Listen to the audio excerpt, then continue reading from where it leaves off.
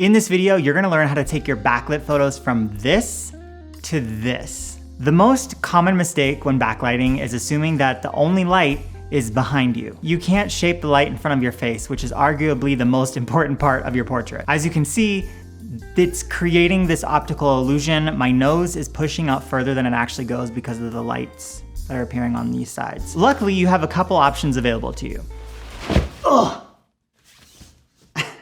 Okay.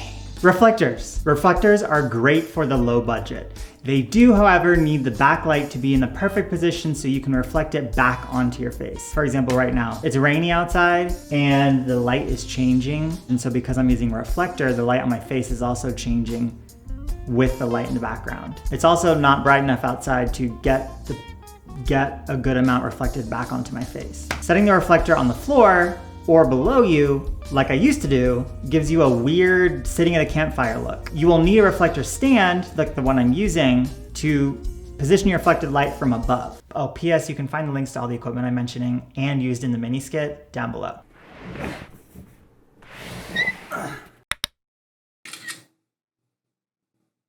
This might be overkill. Your next option is a powered light. This is the easiest option to achieve the look you want.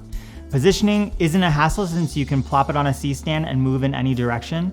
Intensity is also simple to control, which gives you the exact image you're looking for. The intensity of your powered light is what differentiates these pictures. Each version has its place in cinematography and photography.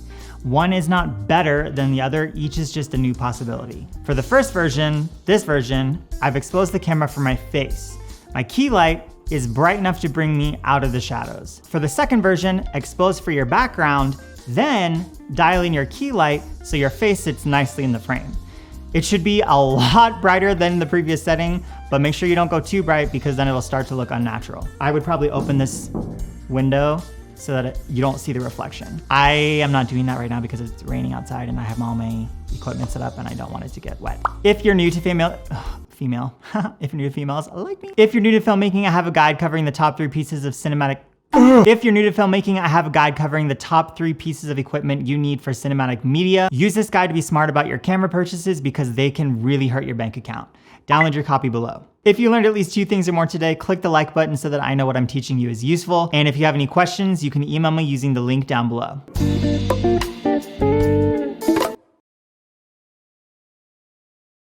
No one appreciates art these days.